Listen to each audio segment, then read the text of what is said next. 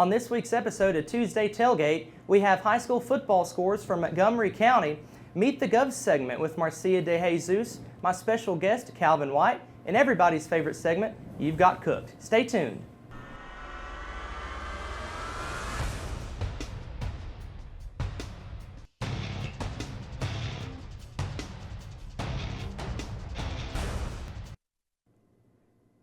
Welcome to Tuesday Tailgate. I'm your host, Clayton Carroll. We had an exciting week of high school football here in Montgomery County. Our first game that we are covering is Montgomery Central. The Indians traveled to Clarksville Academy to take on the Cougars. Tristan Gonzalez was at that game. Let's see what he's got. The Montgomery Central Indians hosted the Clarksville Academy Cougars for their homecoming game Friday night. It was a defensive battle early, with both teams trading turnovers before Clarksville Academy finally struck first. The Cougars took control heading into halftime with a pair of rushing touchdowns to lead 14-0. Montgomery Central fought back in the second half behind two rushing scores from Alosi Laban, but a safety, a dropped touchdown, and a muffed punt proved costly. The final for Montgomery Central High School, Clarksville Academy 23, Indians 16. With the win, the Cougars improved to 3-3, while Montgomery Central falls to 1-5. I'm Tristan Gonzalez, reporting. Thanks, Tristan. Up next, Jasmine Logan headed to McGavock as the Rossview Hawks took on the McGavock Raiders. The Rossview Hawks dominated under the Friday night lights, shutting out the McGavock Raiders 39-0 on their home turf. Number 7, Beckett Hasselhun kicked things off with the first touchdown, and number 23, Ethan Cox followed with their first PAT. Number 28, Kane Payne, added another 6 and a 2-point conversion to close the first quarter at 15-0. The Hawks' defense held strong, stopping multiple Raider drives. In the second, number 3, CJ Stuckey charged to the 1-yard line, setting up quarterback number 9, Dawson Deere, for a touchdown. Cox nailed a buzzer-beater field goal, sending Rossview into halftime up 25. The momentum continued with Payne scoring again early in the third and Cox staying perfect on extra points. A recovered fumble in the fourth led to Stuckey's second touchdown, sealing the shutout. Rossview's offense was electric and their defense impenetrable. I'm Jasmine Logan, reporting. Excellent work, Jasmine. Up next, Braylon Ryan headed to West Creek. Clarksville's own Wildcats took on the Coyotes of West Creek. Let's see how that game went. This past Friday, number 6 ranked West Creek hosted the top-ranked Clarksville High in a division showdown. The Clarksville Wildcats improved to 4-2 on the season with a dominant 34-0 shutdown victory. 2 of those touchdowns came from CHS's number 7 Jamarcus Watkins, who scored with a 1-yard run and later a 6-yard pass from number 3 Caden Pledger. Clarksville's defense came up big with 2 interceptions, both by number 14 Wyatt Wooten. Despite the loss, West Creek's defense put up a fight, with an interception by number 12 Trayvon Anthony at the 1-yard line. And the Coyotes came up with 3 fumble recoveries, making sure the Wildcats had to earn every point.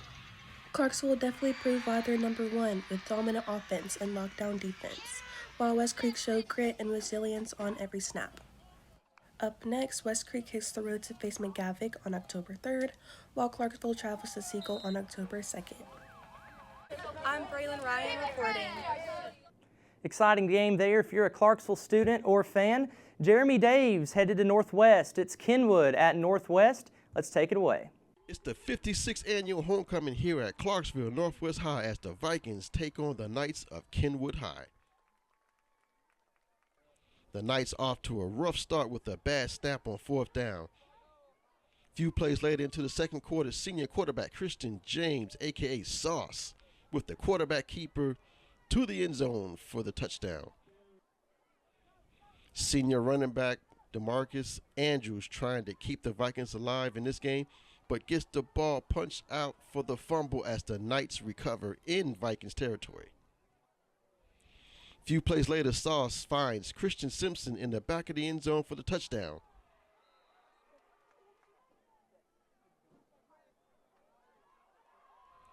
DeMarcus Andrews with a nice run, but coughs the ball up again, recovered by the Knights.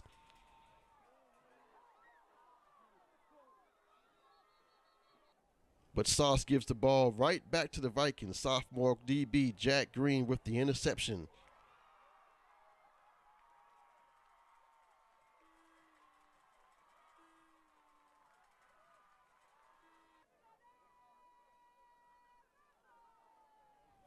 Late in the third quarter, Sauce with another quarterback keeper into the end zone for the touchdown, as the Knights dominate all in this game over the Vikings.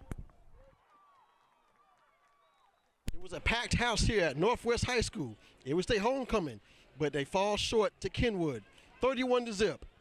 Kenwood moves to 1-1 in the conference, and Northwest falls to 0-2 in conference. Reporting from Northwest High School, I'm Jeremy Daves. Thanks, Jeremy. That'll do it for our packages this week. Now let's go over some scores around Montgomery County for this past weekend. Clarksville Wildcats, as you just saw a moment ago, they defeated the West Creek Coyotes by a final score of 34-0. West Creek got a 0 in the scoring column as well as the win column. West Creek still looking for their first win. They're 0-6. Clarksville 3-2. Up next, Rossview, the Hawks defeated the Raiders, as we also saw a moment ago. Rossview 39, McGavock 0.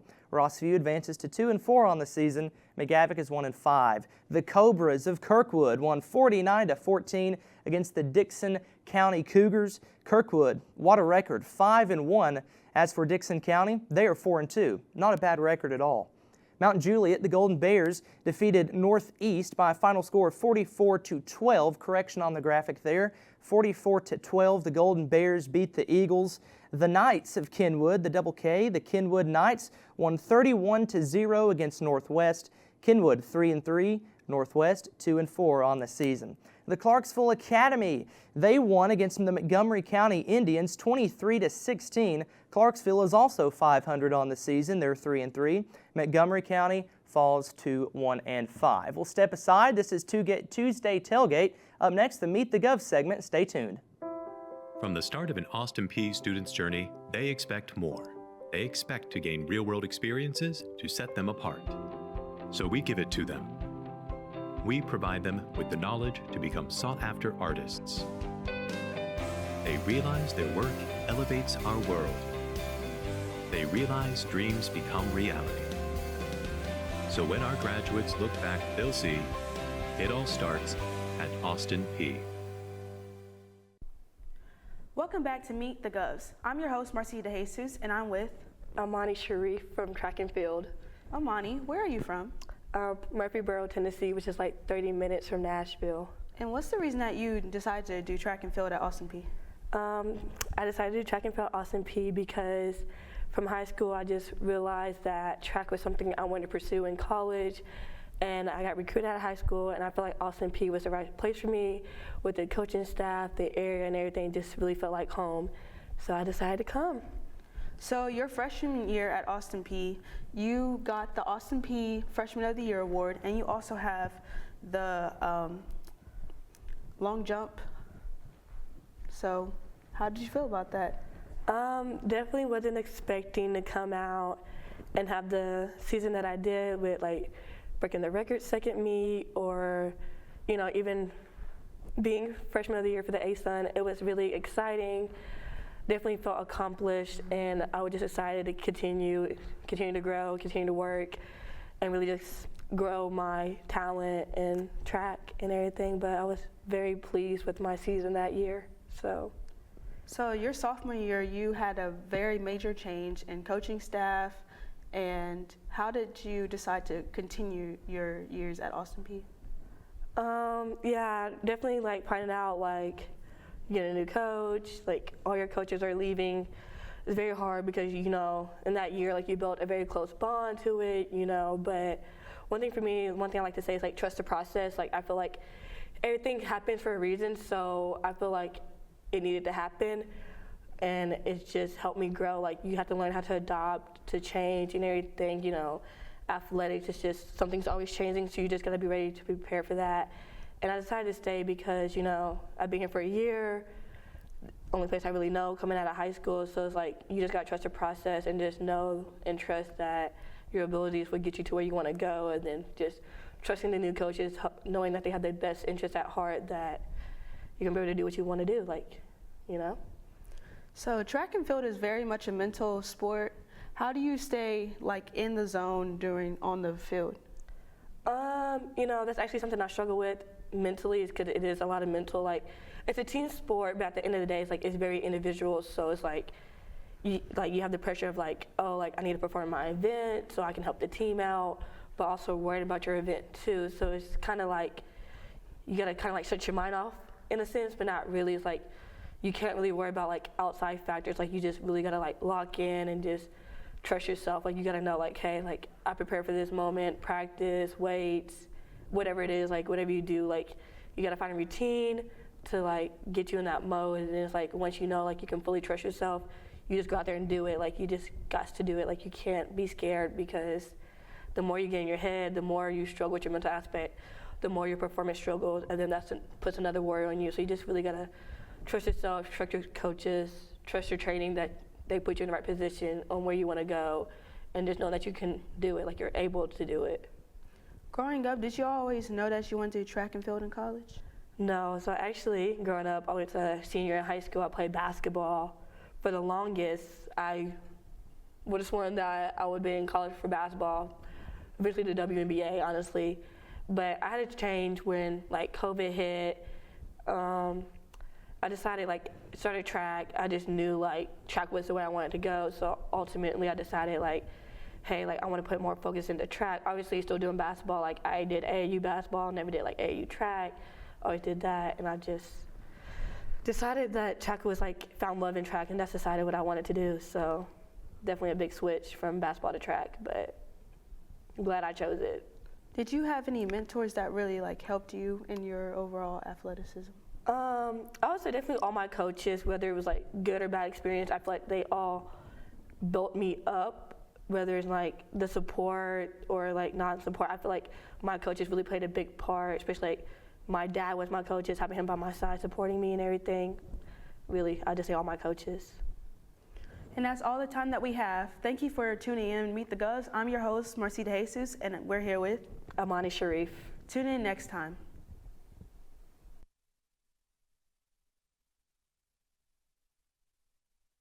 Your unforgettable experience. Be a part of a community of champions. There's a place for you in our winning legacy. Feel the synergy of the Governor's pride. Create memories and victories that will last a lifetime. Your victory starts here. Welcome back to Tuesday Tailgate. I'm your host, Clayton Carroll, joined by Calvin White. Calvin, tell us a little bit about yourself and what you do here for the community. Yeah, so I work for, the company's called Main Street Media, but I'm the sports editor at 3 papers in our company, Main Street Clarksville, the Robertson County Connection, and the Houston County Herald. So I cover Montgomery, Robertson, and Houston County high school sports, and I also cover a little bit of Austin Peay when there's a good story to be told, so staying busy all the time. You want to go over some standings? Let's do it. Let's do it. Let's go over the 6A Region 5 standings. You see Clarksville top in the chart there, along with Antioch. What do you see? What do you see out of 6A Region 5 this year? Yeah, the top of this region is really loaded with Clarksville and Antioch. The middle and the bottom of that region are really kind of all lumped together outside of West Creek and McGavock there at the bottom. But you know, we're to the point in the season where Clarksville Antioch in, I believe, next week or the week after is set up to be the championship game for that region. Antioch's really good. They've got one of the best quarterbacks in the state, Andre Adams. He broke the TSSAA single game yardage record last week. He had a little over 700 yards of total offense by himself. And you know, those two teams are by far the best team in that region. Outside of Antioch, you know, Clarksville probably is the best defense in that region, so they will probably give Andre Adams to Antioch, you know, the hardest test they've seen all season probably. It'll be exciting to follow those games the rest of the year. Let's look at 5A Region 7. 5A Region 7 here. Kirkwood is on top, 5-1 record overall, 3-0 in the region. Tell us a little bit about some of the teams in 5A Region 7. Yeah, Kirkwood in Henry County is what I'm expecting to be the championship game for this region. obviously Henry County, if you just look at the record, 2-3 overall, but 1-0 in the region. They had kind of a slow start, but they've been a really good program over the last, little over a decade. Kirkwood and Henry County didn't play last year, but Kirkwood got a little bit of revenge last week against Dickson County. Last year, Dickson County beat them by 3 to break their undefeated season, hand them their first loss. Kirkwood turned it over 6 times in that game and still only lost by 3. Wow. And so, I would expect that that was a game that Kirkwood had circled on their schedule last week. We saw, you mentioned the score earlier, they went out and, beat Dickson pretty good, 49-14. But Henry County's just been a powerhouse over the last decade plus, and that's something that I'm expecting to be the championship game in that region. We'll certainly see if that holds true at the end of the year. Up next, 4A Region 5. Here, 4A Region 5, give us a little bit about this. Yeah, Montgomery Central, obviously not off to the start that they would have liked 1-5, but, their first couple games, their first 3 or 4 games, they won in week 3, I believe. But, their first 3 or 4 games, they had 2 or 3 of those where they lost it by a touchdown or less. I remember their season opener. I can't remember off the top of my head who they played, but they intercepted 3 passes and only scored 6 points and lost by a touchdown. Their defense has been really good up to this point in the season. Their offense just hasn't been able to put up enough points to win games. You see it right there. They've only scored 74 points in 7 games on the season. But that region is always really good at the top. Marshall County is always a really good team. We talked about Creekwood a little bit earlier. Creekwood's always a really tough team despite their record. So down the stretch, it's going to be a really tough finish for Montgomery Central. Close standings there in 4A Region 5. Our last standing we're going to go over is D2 Class A, the middle region here around the area. You see Nashville Christian just, dominating everybody they play. They're outscoring their opponents 325-88. It's basically Nashville Christian and the rest of them. Yeah, Nashville Christian's got the best high school quarterback in the country, Jared Curtis. He's the number 1 ranked quarterback in this year's class, going to play at Georgia next year.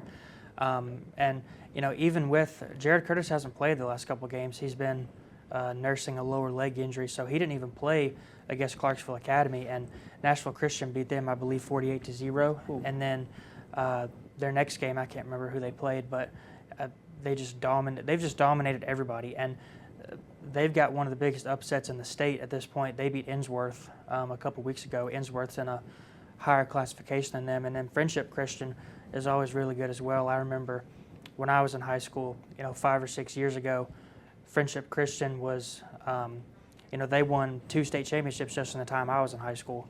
DCA, Donaldson Christian Academy, is always really good. Clarksville Academy, we see right there hanging out. They're at the bottom, 3-3 overall, 0-2 in the region, but that region's just so loaded at the top. I don't know if, I'm not going to say Clarksville Academy doesn't have a chance, but the top of that region is so loaded. I would expect the lead that those 4 teams have at the top to just kind of stretch themselves out and dominate that lower half of that region. So you also had an exciting opportunity, even though it's not a Montgomery County game, you got to cover Springfield and Pearl Cone. Give us the lay of the land of how that game went down. Yeah, so Springfield went into that game 5-0. Pearl Cone came in 1-4. Anybody that has spent enough time around the mid-state knows how good Pearl Cone always is. And despite their 1-4 record coming into the game, Pearl Cone's still a really good football team. Just 2 years ago, Pearl Cone went 15-0 and won a state championship, and made another deep run in the playoffs last year. But coming into last Friday when Springfield and Pearl Cone played, that was set up to be kind of the de facto region championship game, and it's the first region game that both of them played. Those 2 are by far the best teams in that region, and Springfield had the lead late. They were up, I believe, 3 or 4, and they had to punt with about, I want to say 4 minutes left in the game. They punted, ball landed just inside Springfield's territory. And Springfield, the staff, they're all yelling, get away from the ball, just so Pearl Cone can't pick that thing up and start with good field position. But Springfield just had a little mental lapse. Nobody downed the ball, and so half of Springfield's special teams unit is off the field by the time the ball's downed, and Landon Left from Pearl Cone just kind of comes out of nowhere and picks it up, and runs it untouched for a touchdown to put Pearl Cone up, I believe, 3. And then Springfield gets the ball back. They go 4 and out after going for it on 4th down. Pearl Cone gets it back, only has to go about 30, 40 yards to score again. They score again, go for 2 to go up 9, essentially put the game away with a little over 2 minutes left.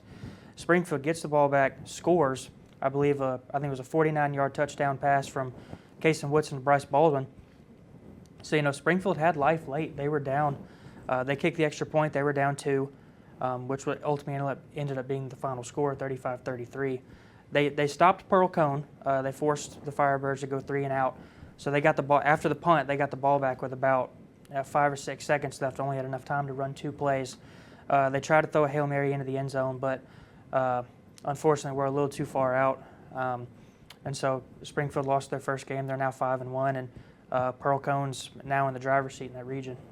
What a game. Sounds like one incredible football game. So we've talked about this past week's games. Let's preview what we have coming up this week here in Montgomery County.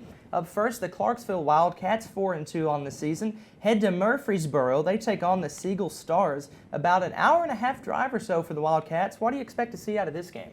Yeah, Siegel over the last couple of years hasn't been a great football team. I believe last year they only won, 2 or 3 games. Obviously 3-3 this year, but this is a game that I expect Clarksville to win pretty handedly. Clarksville's defense is what they hang their hat on, even when their offense isn't working. People that have been around Clarksville High football over the last couple of years have kind of gotten used to that ground and pound offense from the Wildcats. But they graduated the bulk of their running backs from last year. They still love to run the ball. That is what they want to do on offense. But their quarterback, Caden Pledger, he's got some really good receivers out on the outside with Jamarcus Watkins and Kanan Orton, so they can throw the ball if needed. But Avari Galbraith and Bryson Ellington have really been kind of their bell cows in the backfield. Both of them are, I believe, top 10 or top 5 in the county in rushing to this point.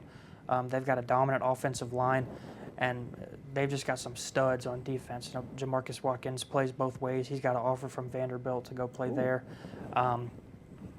They graduated 2 really good linebackers from last year, Jack Stein and Avari Galbraith. Amari Galbraith, Avari Galbraith's older brother. Jack Stein was, he was top 5 in tackles in Class 6A last year. So even if Clarksville doesn't score a bunch of points in this one, I do still expect their defense to, kind of hold Siegel to a low number of points. Even if the margin on paper doesn't look that big after this one, I expect it to be a type of game where Clarksville controls it from beginning to finish. Interesting. Our next game is a battle of the birds. The Hawks and the Ravens. Rossview travels to Cambridge. What do you expect to see out of this game? Yeah, Rossview got off to, a start that they're not used to. But, kind of how we talked about with Pearl Cone, Rossview had a really tough 4 games to start the schedule. If I remember correctly, they played Springfield, Clarksville High, Kirkwood, and then Hendersonville in week 4. And they graduated a ton of production from last year, but they've got close to 30 seniors on the roster. They've got a new starting quarterback, almost an entirely new offensive line, almost an entirely new defense, and a first-year head coach. But first-year head coach Stratty Young, he was the defensive coordinator over there last year, and he really kind of shifted the roster around to where he has a bunch of kids that played different positions last year, and now they're playing totally new positions that they've never played before this year, just because he has a system for what he wants a player at a certain position to look like. And so, when they beat West Creek, last Monday after that game got postponed because of weather that Friday before, they started really hot and then kind of simmered out toward the end. They were up 26-0 or 26-7 after the first quarter. Only ended up winning at 39 to, I believe, to 24, maybe, something like that. I can't remember the final score from that one exactly, but Rossview's defense really turned it on toward the end. They forced, I believe, 5 or 6 West Creek turnovers, including 2 pick sixes from Jordan Culp in the 4th quarter. But Cane Ridge is a really tough football team despite the record. They were able to put up close to 20 points against Antioch last week. They still ended up losing, to Antioch pretty good. But like we mentioned a second ago, Antioch's a really good football team. this is probably going to be the best game in the county this week, just in terms of how close I think the game will be. So Kirkwood, 5-1, heads to Laverne, 0-6. If you look at the records, should be a fairly easy win for Kirkwood, but you never know with high school football.